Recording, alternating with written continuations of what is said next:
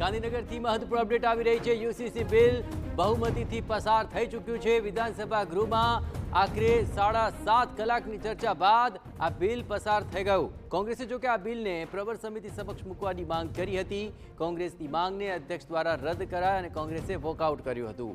UCC લાગુ કરનાર દેશનું બીજું રાજ્ય ઉત્તરાખંડ બાદ ગુજરાત બની ચૂક્યું છે। આપણે જણાવ્યું કે ગૃહમાં બિલ રજૂ કરતી વખતે સીએમએ જણાવ્યું હતું કે ગુજરાતના તમામ નાગરિકો માટે આ સમાન બિલ છે। વધુ વિગતે વાત કરવા માટે જોડાઈ રહ્યા છે ટીવી9 પોલિટિકલ એડિટર કિંજલ। આખરે લાંબી મેરેથોન ચર્ચા થઈને ત્યારબાદ આ બિલ પસાર થયું છે।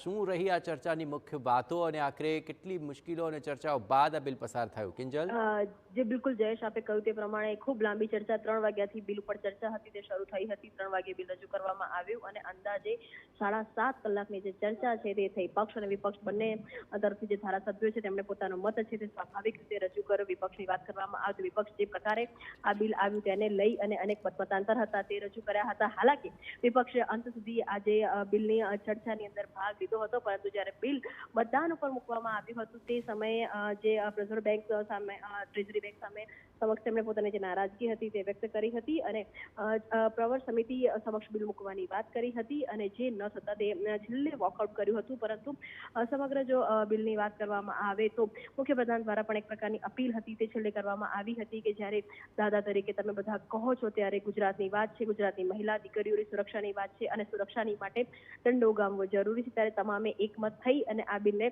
પારિત કરવું જોઈએ। વિપક્ષની અનેક જે ક્વેરી જ્યારે પણ બિલની જ્યાં વાંચવામાં આવતો હોય છે, પહેલી વખત વાંચવામાં આવતો હોય છે ત્યારે સ્વાભાવિક છે ક્યાંક અપૂરતા લાગે, પરંતુ આ જે બિલ છે જ્યારે તેનો કાયદાનો ફોર્મેટમાં આવશે ત્યારે અનેક જે મુદ્દાઓ છે સ્પષ્ટ થશે। કોંગ્રેસની વાત કરવામાં આવે તો કોંગ્રેસે આ બિલનો વિરોધ કર્યો હતો, આ બિલની ત્રુટિઓ હતી તે જણાવી હતી। તો એ જ રીતે વિપક્ષની વાત કરવામાં આવે તો બીજા પણ અને પક્ષોમાં મિક્સ પ્રતિસાદ હતો તે જોવા મળ્યો હતો। હાલાકી ઉમેશ મકવાણાની વાત કરવામાં આવે તો ઉમેશ મકવાણાએ આ બિલને સમર્થન આપ્યું હતું, પરંતુ એક તબક્કે બિલ ઉપર વિધાનસભા ગૃહની અંદર જ ડેપ્યુટી સીએમ હર્ષ સંઘવી અને ગોપાલ ઇટાલિયા પણ આમને સામને આવી ગયા હતા અને આખો જે લગ્ન નોંધણીનો મુદ્દો હતો, લગ્ન નોંધણીના મુદ્દે જે આખો ગરમાવો થયો હતો અને ગોપાલ ઇટાલિયાને માફી માંગવા પર જે પોઈન્ટ ઓફ ઓર્ડર હતો તે પણ ઉપાડવામાં આવ્યો હતો। હાલાકી સમગ્ર જે વિધાનસભાની સ્કોપની વાત કરવામાં આવે તો અધ્યક્ષ દ્વારા કહેવામાં આવ્યું હતું કે તમામ જે ધારાસભ્યો છે તેમને પોતાની વાત મૂકવાનો અધિકાર છે, પરંતુ જો કોઈ વાત સ્કોપ બહાર હોય તો તેના જે નિયમો છે તે ચોક્કસ લાગુ પડતા હોય છે અને આખરે 7.5 કલાકની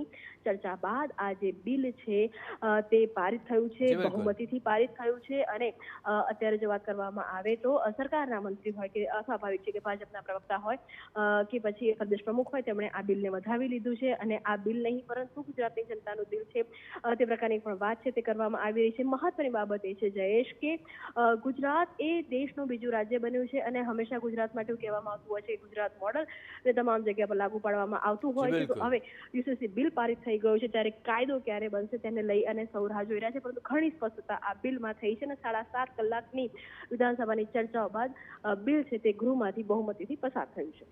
થેન્ક્સ અલોટ કિંજલ। તમામ ગતિવિધિઓ પર આપ નજર રાખતા રહેજો। તો કિંજલ જણાવ્યું તે પ્રમાણે આખરે ખૂબ લાંબી ચર્ચાઓ થઈ અને કોંગ્રેસે વિરોધ કર્યો, વોકઆઉટ કર્યું, પણ આખરે આ બિલ પસાર થઈ ગયું છે। હવે આ બિલ કાયદો બનવા તરફ આગળ વધશે। યુસીસી બિલ અંગે મુખ્યપ્રધાન